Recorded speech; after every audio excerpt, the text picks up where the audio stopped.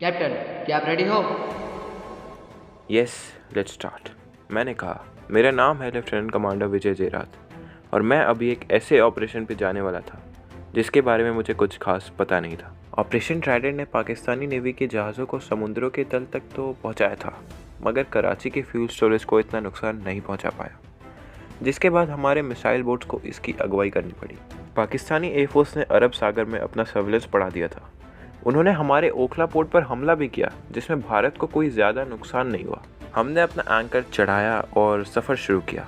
हमारे बेड़े में INS विशाल, जिसका मैं कैप्टन था, जो 4 स्टिक्स मिसाइल से इक्विप्ड था, और INS तलवार और INS त्रिशूल शामिल थे।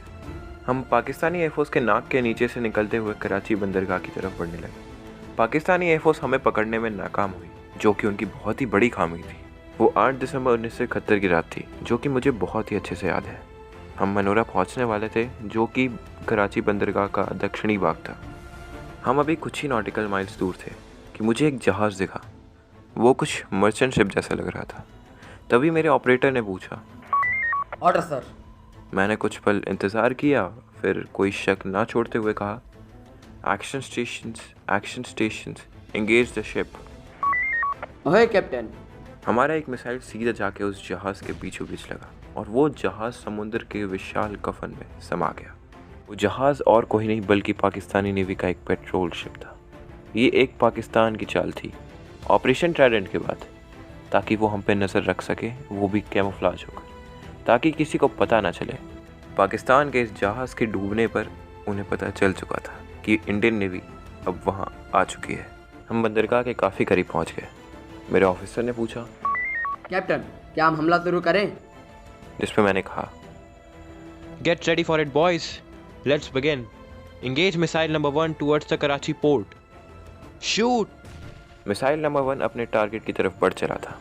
मिसाइल नंबर 1 सीधा ही केमारी ऑयल फार्म पे लगा था, बहुत ही बड़ी लपटों के साथ, बहुत बड़ी। कुछ समय के लिए तो लगा सुबह हो चुकी है। वो सूरज से भी ज़्यादा चमक रहा था और उसी चमक के पीछे हिंदुस्तान की जीत साफ दिखाई दे रही थी और कराची डूबते हुए दिख रहा था। INS विशाल ने हमले का आगाज कर दिया था।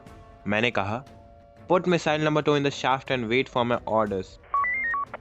ओहे कैप्टन। तभी मुझे एक जहाज दिखा। मैंने कहा, Launch number 2 missile towards the dog ship. Missile number 2 ने साफ जाके उस जहाज को हिट किया। वो Panamanian fuel tanker SS gulf star था। मैंने मिसाइल नंबर 3 और 4 को भी शैफ्ट्स में डलवा दिया और एक पाकिस्तानी झंडे से सम्मानित जहाज की तरफ शूट किया, जो कि PNS डाका था, जो कि पाकिस्तान नेवी का फ्यूल टैंकर शिप था।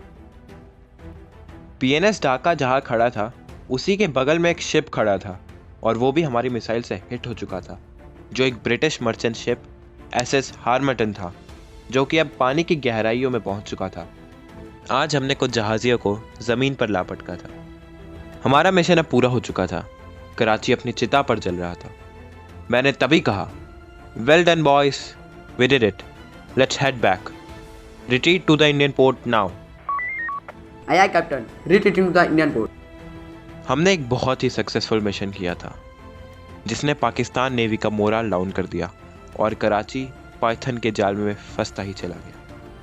इंडियन नेवी ने इसके अगले ही दिन डी फैक्टो नेवल ब्लॉकेड कर दिया और किसी भी दूसरे जहाज को कराची पहुंचने के लिए सीज कर दिया। ऑपरेशन पाइथन के इतने सक्सेसफुल रिजल्ट के बाद पाकिस्तानी नेवी टूट चुकी थी। लेफ्टिनेंट कमांडर विजय जेरात को इस पराक्रम को दिखाते हुए उन्हें आगे चलकर भारत के राष्ट्रपति VV गिरी द्वारा वीर चक्र से सम्मानित किया गया।